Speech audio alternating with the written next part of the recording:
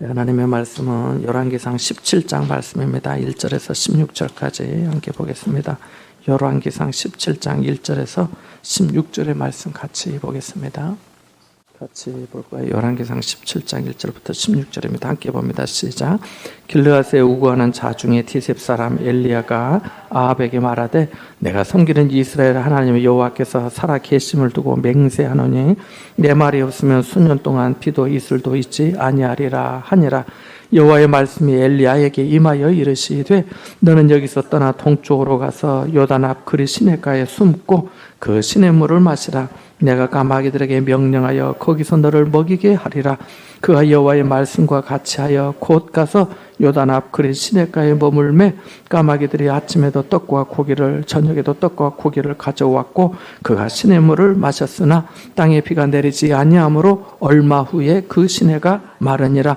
여호와의 말씀이 엘리야에게 임하여 이르시되 너는 일어나 시돈에 속한 사르밧으로 가서 거기 머물라. 내가 그곳 과부에게 명령하여 내게 음식을 주게 하였느니라. 그가 일어나 사르밧으로 가서 성문에 이를 때에 한 과부가 그 곳에서 나무 가지를 줍는지라. 이에 불러 이르되 청하건대 그릇에 물을 조금 가져다가 내가 마시게 하라.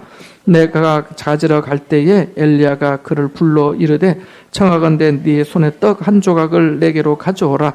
그가 이르되 당신의 하나님 여호와께서 살아계심을 두고 맹세하노니 나는 떡이 없고 다만 통에 가루 한 웅큼과 병에 기름 조금뿐이라. 내가 나무 가지 둘을 주워다가 나와 내 아들을 위하여 음식을 만들어 먹고 그 후에는 죽으리라. 엘리야가 그에게 이르되 두려워하지 말고 가서 네 말대로 하려니와 먼저 그것으로 나를 위하여 작은 떡 한 개를 만들어 내게로 가져오고 그 후에 너와 네 아들을 위하여 만들라. 이스라엘 하나님 여호와의 말씀이 나 여호와가 비를 치면 내리는 날까지 그 통에 가루가 떨어지지 아니하고 그 병에 기름이 없어지지 아니하리라 하셨느니라. 그가 와서 엘리야의 말대로 하였더니 그와 엘리야와 그의 식구가 여러 날 먹었으나 여호와께서 엘리야를 통하여 하신 말씀같이 통에 가루가 떨어지지 아니하고 병에 기름이 없어지지 아니하니라. 아멘. 하나님의 은혜가 여러분과 함께 하시기를 바랍니다. 우리가 하나님의 말씀을 듣고 볼 때마다 우리 영적인 어떤 유익과 또 영혼의 유익과 신앙의 유익과 믿음이 성장하기 위해서 생각해 볼 수 있는 것이 하나 있는데 내가 그 상황이라면 어땠을까? 내가 그 사람이라면 어땠을까? 제가 여러분에게 자주 묻기도 하는 말씀인데 그런 것을 좀 생각해 보면 참 신앙에 큰 유익이 된다고 믿습니다. 뭐 시냇물이 그 그리 시냇가에 가서 이제 머물러 있으라고 하나님께서 엘리야에게 말씀하셨는데 그리고 까마귀를 통해서 내가 너를 먹이리라고 말씀하셨는데 사실은 생각해 보면은 참 받아들이기 어려운 거예요. 우리 담비도 있지만은 저기 혼자 가가지고 시냇가에서 시냇물 마시라고 하면은 좋은 수돗물 다 놔두고 왜 시냇물을 마시라는 거. 그리고 더군다나 내가 떡도 줄게 고기도 줄게 대신 까마귀를 통해서 줄게 하면은 우리 또 담비는 또 치과에 있기 때문에 위생을 얼마나 철저히 하는지 몰라요. 이게 잘 안 돼요, 안 돼. 그런 거예요. 자, 우리가 시냇물을 보면서 시냇물이 줄어들 때 어떻게 했냐는 거예요. 시냇물이 쫄쫄쫄쫄 흐르는데 쫄쫄쫄 하를 때 말라갈 때 우리의 마음이 어떻게 했느냐. 시냇물이 줄어들 때 엘리야의 소망도 줄어들었는가. 시냇물에 흐르는 소리가 작아질 때 엘리야의 찬양 소리도 작아졌는가. 작아지고 뜸해졌는가. 우리가 은혜가 떨어지면 찬양도 작아지고 하는 횟수도 뜸해지고 그러잖아요. 문제가 바로 그것이죠. 우리가 어려운 환경 가운데서도 주님을 온전히 신뢰할 수 있는가 하는 그거 말입니다. 그게 바로 믿음의 문제인 것이죠. 상황이 좋을 때만이 아니라 좋지 않을 때도 하나님을 여전히 신뢰하는 그리스도인인가 하는 질문을 우리가 늘 해봐야 될 줄 믿습니다. 만약 우리가 엘리야라고 하면 줄어들고 마르는 시내를 보면서 마음이 산란해지지 않았을까요? 주님의 뜻을 기다리지 않고 어쩌면 스스로 대비책을 찾으려 애쓰지 않았을까요? 우리가 한번 생각해 봐야 되겠죠. 시내가 마른다고 하는 것은 생명을 지탱할 수 있는 수단이 완전히 끊어졌음을 의미합니다. 이제 어떻게 할까? 남아있다가 여기서 죽임을 당할까? 아니면 아합에게 찾아가서 우선 살고 볼까? 이런 어떤 마음이 있을 수 있더라는 것입니다. 엘리야는 어떻게 했을까요? 시냇물이 마르니라 그랬습니다. 까마귀는 올 수 있는데 시냇물이 마르는 어떻게 했을까요? 자, 오늘 말씀 한번 읽어보겠습니다. 시작. 사르밧으로 가라. 사르밧으로 가라. 하나님께서 사르밧으로 그리시네가로 가라고도 하셨고 이제는 사르밧으로 가라고. 그리시네가에서 다 지금 가뭄이 와서 흉년이 오고 먹을 것이 없고 정말 살기가 힘든 때에 하나님께서 정말 생묘 막직한 방법으로 먹이시고 살리셨는데 이제는 사르밧으로 가라고 말씀하시는 거예요. 그러니까 다시 말씀드리면은 그리시네가의 시내가 말라서 그럴 때도 불구하고 엘리야 선지자는 그 자리에 머물렀다는 거예요. 머물렀다는 거예요. 여기 말씀에 보면은 9절 말씀 한번 읽어볼까요? 9절 말씀 한번 읽어보겠습니다. 5절과 9절 한번 읽어봅니다. 시작. 그가 여호와의 말씀과 같이 하여 곧 가서 요단 앞 그리시네가에 머물매. 하나님의 말씀이 떨어지자마자 꼭 간 거예요. 하나님 거기 제가 아는데요. 거기 가서 무슨 시냇물을 제가 먹고 마십니까? 샘 파서 먹어야죠. 반석에서 열어주시면 안 돼요. 이런 얘기 없었습니다. 세상에 까마귀를 통해서 먹이신다뇨. 그건 제가 받아들이기 어렵습니다.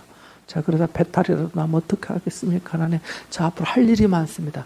이런 말 하지 않았습니다. 꼭 가서 거기에 머물고 우리 9절 말씀 한번 읽어봅니다. 시작. 너는 일어나 시돈에 속한 사르밧으로 가서 거기 머물라. 내가 그곳 과부에게 명령하여 내게 음식을 주게 하였느니라. 아멘. 아멘.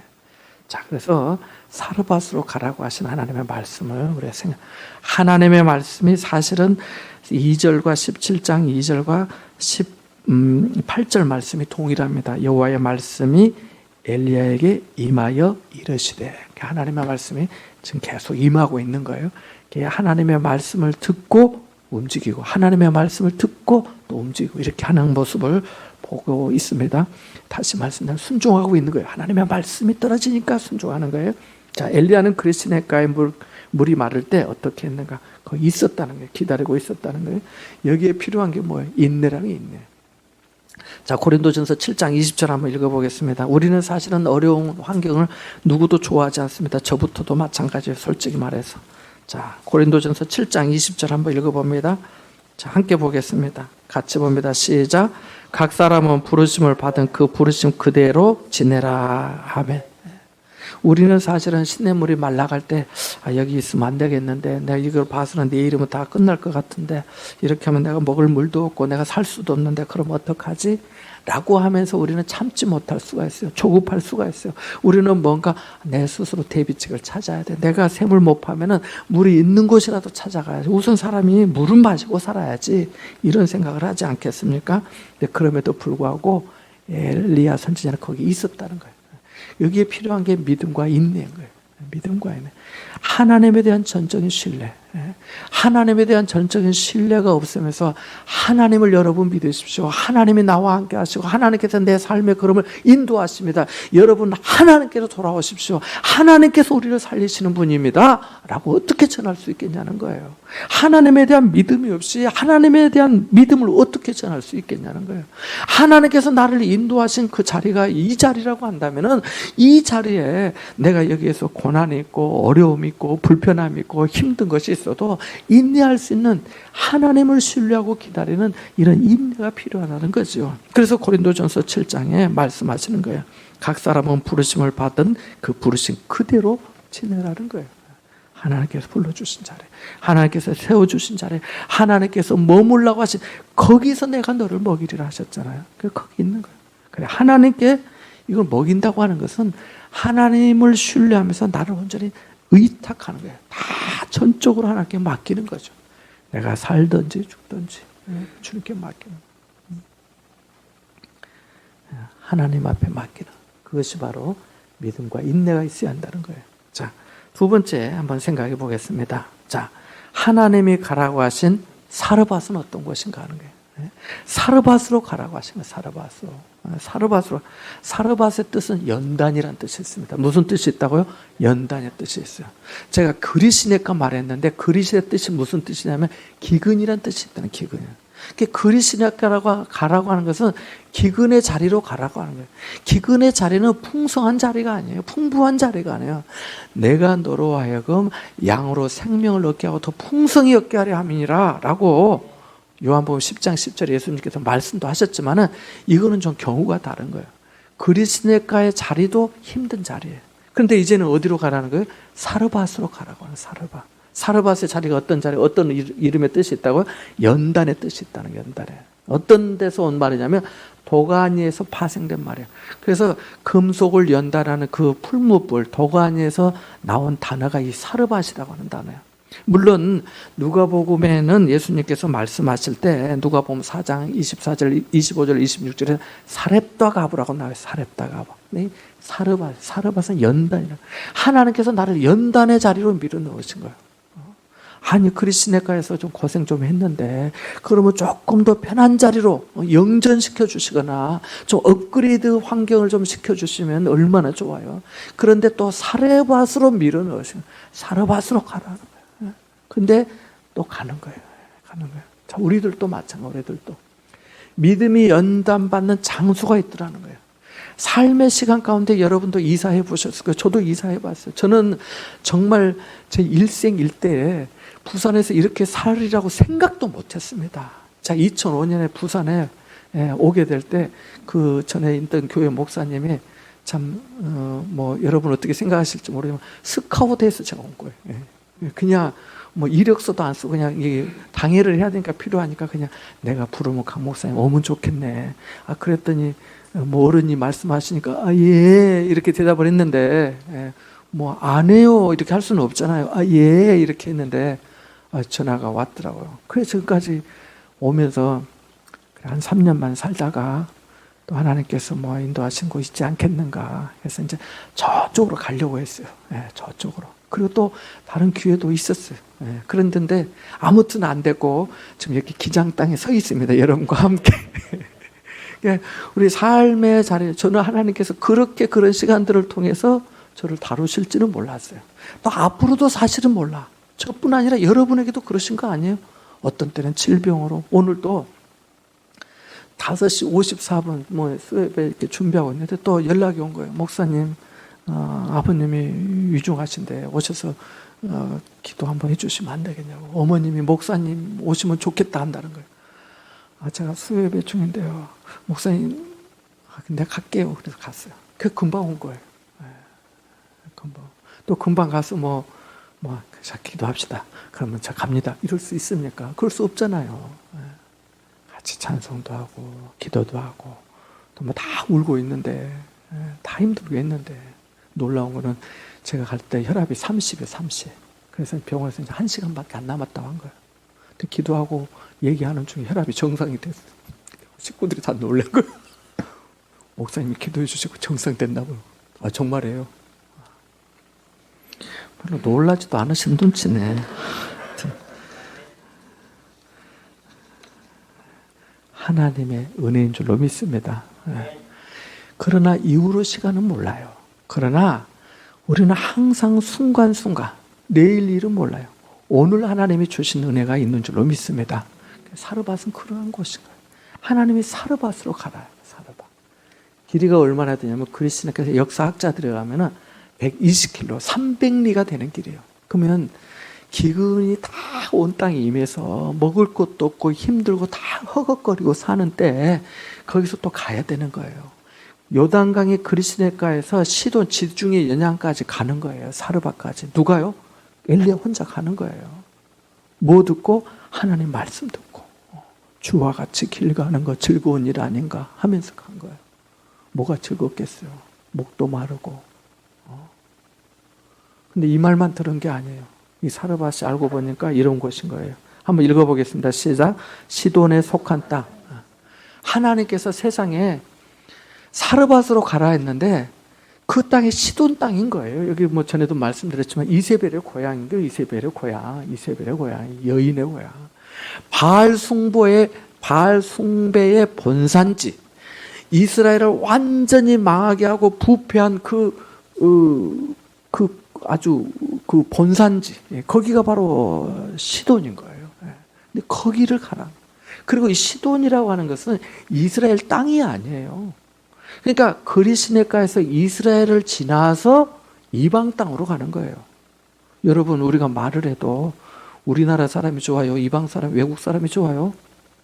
여러분 모르세요? 오늘 좀 졸음여신가 보네.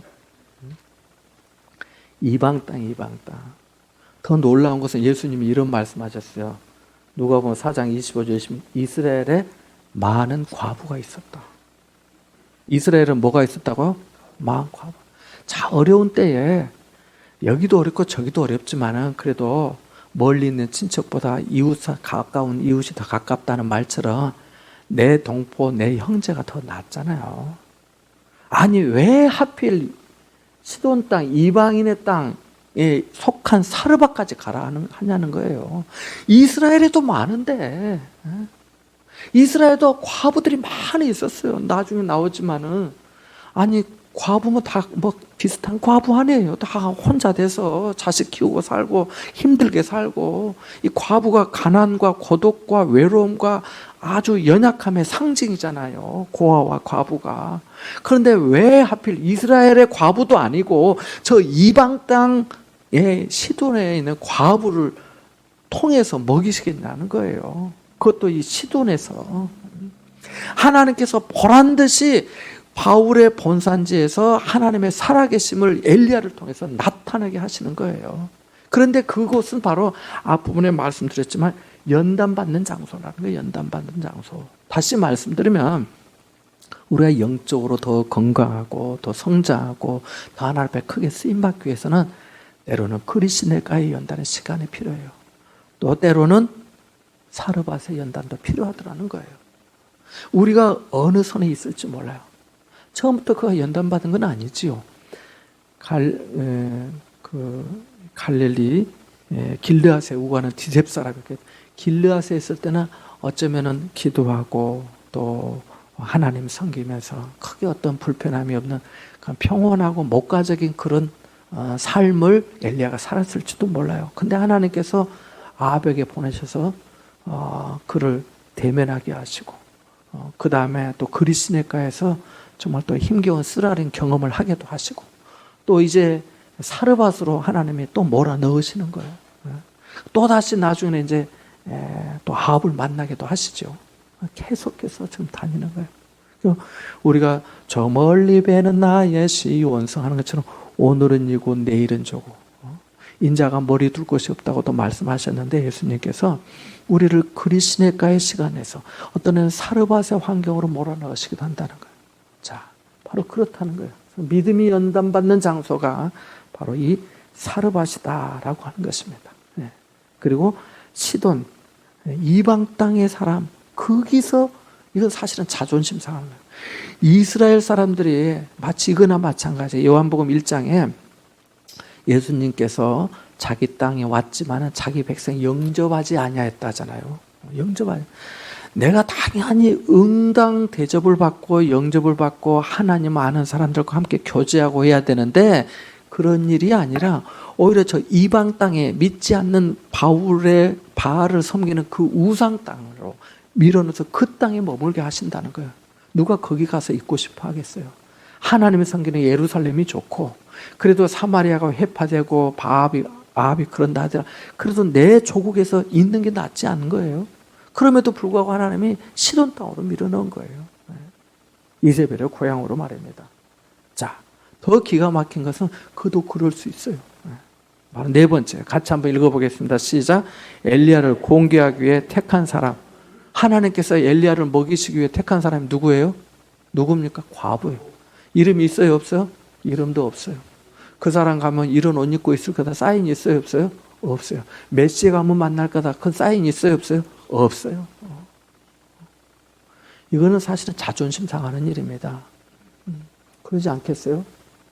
이 과부에게 우리도 그렇잖아요. 누군가에게 은혜를 입고 도움을 받을 때, 그래, 다 은혜를 입는다는 것은 마음이 편한 일은 아니지만, 그래도 나보다 더 어려운 사람에게 라면 한 그릇이라도, 국수 한 그릇이라도, 밥 한 그릇이라도 대접받으면은, 내가 대접을 해야지.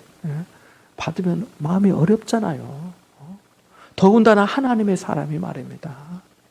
천지의 주관자이고 만유의 주님이신데 하나님께서 그러신 거예요. 이 엘리야의 입장에서 반가운 일이 아니에요. 시돈 땅 가는 것도 반갑지도 않고 사르밧이라고 하는 그 마을이 가져다주는 어감도 반갑지도 않고 거리도 짧은 거리도 아니고 그 언제 300리를 가요. 120km를 걸어서 혼자. 그리고 더군다나 기가 막힌 것은 세상에 거기가 뭐 과부를 한 사람 준비해놨다는 거예요.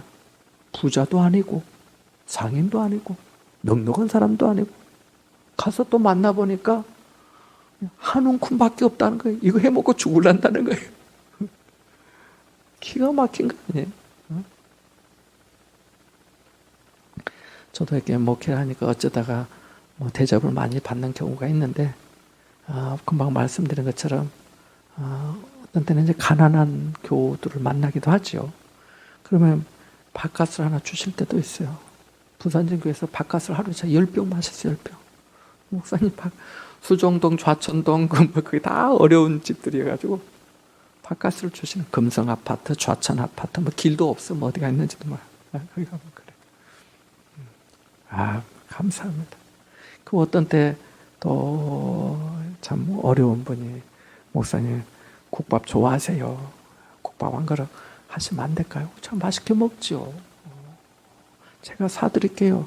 아니요, 목사님 저도 한번 이렇게 좀 하면 안 돼요? 이렇게 말하면 그거 어떻게 안 받아요? 제가 그때 위로받는 말씀이 있는데 누가복음 8장 2절 3절 말씀이 있습니다.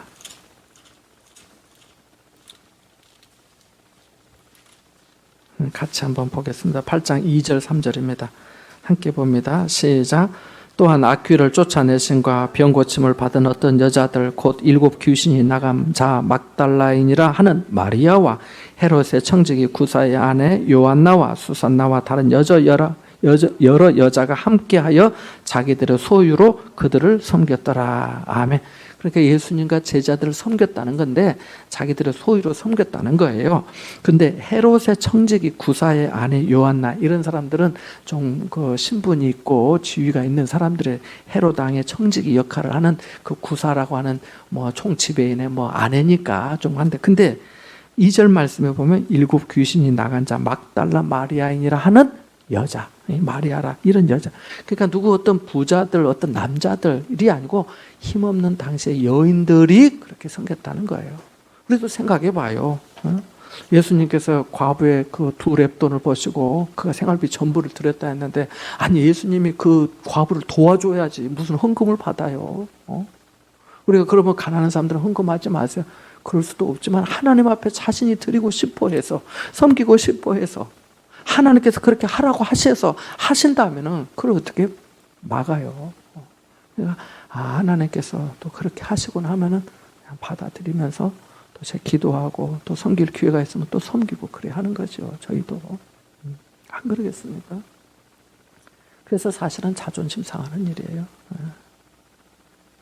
정말 내가 도와야 될 사람에게 내가 도움을 받는다. 이게 기가 막힌 거죠. 그런데 이 엘리야가 머뭇거리지도 않고 거절하지도 않고 갑니다. 사르밧이요. 시돈에 속한 사르밧이요. 자, 찾아가겠습니다. 그 먼 것을 자, 가겠습니다. 과부를 통해서 저를 먹이신다고요? 세상에. 그래도 가겠습니다. 이방 여인 아니에요. 하나님은 우리가 생각지도 못하게 역사하시는 놀라운 하나님이신 줄로 믿습니다. 정말로 그러신 거예요. 정말로.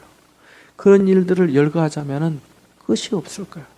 우리도 잘 체험하는데 우리가 막상 현실의 앞에 닥칠 때 우리에게 이제 시험이 오는 거예요.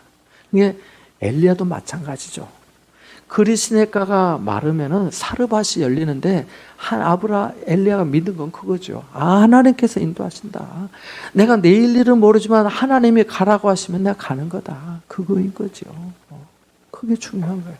그래서 우리 하나님께서 우리를 연단하시고 우리를 시험하는 장소로 밀어넣으시고 할 때마다 우리 하나님의 말씀을 듣고 순종해서 가고 때로는 거기서 머물면서 인내하고 지키는 것. 그럴 때 하나님께서 또 길을 열어주시는 줄로 믿습니다. 중요한 것은 하나님께서 엘리야를 굶기지 않으셨다는 거예요. 먹이셨다는 거예요. 전에 말씀드린 것처럼 오바다를 통해서는 떡과 물을 먹었지만은 엘리야는 까마귀를 통해서 떡도 먹고 뭣도 먹고요, 고기도 먹고, 그래 하신 거예요. 그리고 사르밧 과부를 통해서 또 먹이신다는 거예요. 그러니까 하나님께서 어떻게 먹이시는지 놀라운 거예요. 전에도 말씀드렸지만은 제가 교회 개척하고 저는 누구한테 도와달라고 그런 말씀 제 기억으로는 없는 것 같아요. 그런데 이제 뭐 하니까 뭐 쌀도 사야 되고, 제가 이 교회를 뭐 저한테 이렇게 한 목사님한테, 목사님 그러시더라고. 목사님, 각 목사님 교회 개척하면은 이쑤시개 하나 있죠. 이쑤시개. 예. 이쑤시개도 다 돈 주고 사야 돼. 그러시더라고. 이쑤시개 다 돈, 비닐봉지 하나, 이쑤시개 하나 다. 어떤 때는 하찮은 거고 아무것도 아닌 거지만은 그 작은 것도 다 그렇다는 거예요. 그래서 그렇게 이제 하니까 쌀도 사야 될 거 아니에요. 집에서도 먹고 또 뭐 교회에서도 밥에 먹는 쌀이 필요하니까. 그래서 제가 개척하고 한 6개월 사이에 저는 이제까지 살아보면서 쌀을 그렇게 많이 받은 적 처음이에요. 쌀이 한 10포 들어와서 막 계속 쌀이, 여기서 쌀하고 저기서 쌀하고 쌀. 그래서 제가 기장에 몇 곳 개척교회, 이름도 모르는 조그마한 개척교회 제가 갖다 드리고 있어요. 몇 곳 교회는. 뭐 있는데 그거 놔두면 나중에 사람도 뭐 5사람도 안 되는데 교회 뭐 그거 놔두면 다 뉘나지, 남 줘야지 뭐해요. 그래서 다 그렇게 나누고 했어요. 하나님이 그 어떤 분들을 통해서도 저를 먹이시고 또 저를 통로로 삼으셔서 말씀드린 또 누군가를 돕고 섬기도록 이렇게 흘러가게 하신 거죠. 그러니까 하나님은 지금도 우리 생각하고 달리 우리 우리는 시돈 땅 말고 사르밧 말고 좀 뭐 편한 곳에서, 좀 안락한 곳에서, 좀 서로 얘기가 통하는 곳에서, 그러지 않겠어요? 영적으로 이 사르밧이나 시돈 땅은 매우 좋지 않아요. 안 좋겠어요? 여러분, 기도원이 좋겠어요? 세상 한복판에, 죄악의 한복판이 좋겠어요? 기도원이 나은 거 아니에요? 주여, 얘기가 좋사오네. 이러잖아요, 우리도. 교회에 있을 때는 좋잖아요. 뭐 별 생각 안 하고, 별 걱정 안 하고, 교회만 있으면 좋겠다, 밥도 주고. 세상에 나가면 힘든 일이 얼마나 많아요. 근데 하나님 우리를 마치 그렇게 엘리야처럼 밀어 넣으신다는 거죠. 시돈 땅으로, 사르밧으로. 영적인 환경이 매우 안 좋아요. 그러니까 여기서 엘리야가 연단받고 시험을 또 이겨야 되는 거예요. 감당해야 되는 거예요. 그것도 과부와 만나서 말이에요. 과부를 만나. 여기 말씀해 보니까 너는 일어나 시돈에 속한 사르밧으로 가서 거기 머물라.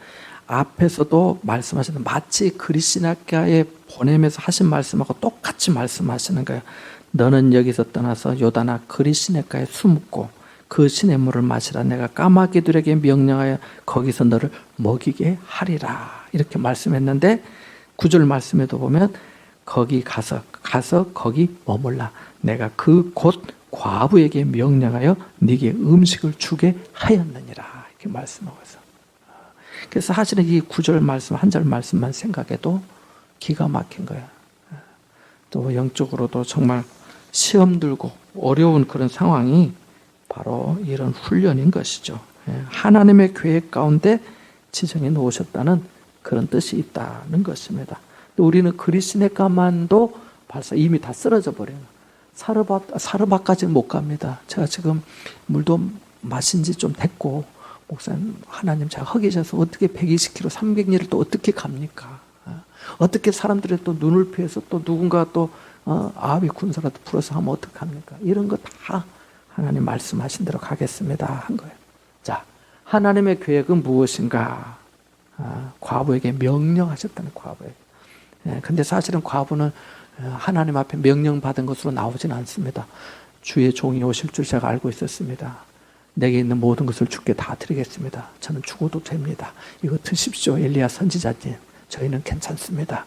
이렇게 하지 않았다는 거예요. 이렇게 하지 않았다는 거예요. 우리의 삶의 걸음은 사실은 알 수는 없어요. 그러나 하나님께서 우리와 함께 하시고 우리를 사랑하시고 우리를 인도하시고 우리를 계획하시는 걸음이 있는 줄로 믿습니다. 그래서 사실은 믿는 사람에게 있어서 만남은 대단히 중요한 거예요. 여러분 그냥 스치는 만남이 하나도 없는 거예요. 오늘 제가 아까 그 병원에 환자 만나고 왔다고 했잖아요. 이분 아들이 환자 위중하신 환자의 아들이 부산 기장경찰서에 정보보안과 직원이래요. 입사기가 4개 경사. 그래서 조금 있으면 경위 시험 본다 하더라고요. 저보고 목사님 제가 찾아뵙겠습니다 하더라고요. 언제 올지는 모르지만은 제가 어쨌든 군청에도 한 사람 알아놓고 경찰서에도 한 사람 알게 되고 있어요. 뭐지 될지 모르지만은 그래도 하나님께 그냥 감사하는 거예요. 감사하는 거. 하나님께 감사하는 거. 삶이 어떻게 여러분도 그렇고 제가 이제까지 살아오면서 여러분의 삶의 뒤안김도 마찬가지 아니겠어요? 우리가 모르는 사람한테 연락하지 않아요.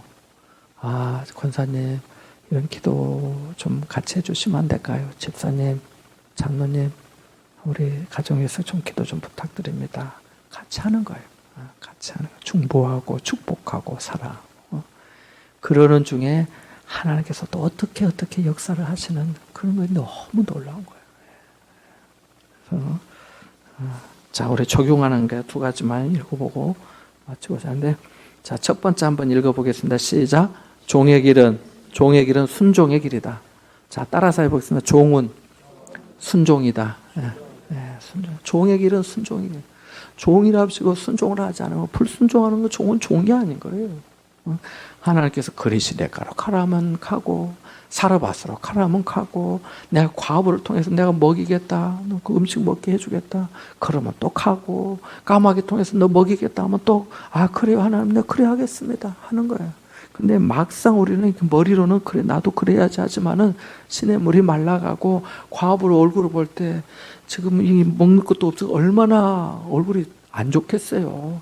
다 기근이 임하고 먹을 것도 이제 한 움큼 남았는데 나무 2가지 주워다가 불 떼서 해먹고 죽겠다 하잖아요.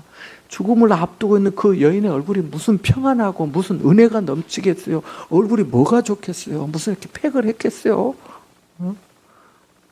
다 그렇단 말이에요. 그런데 그 사람한테 얻어먹으려고 하는 이게 되겠어요? 그래도 가는 거예요.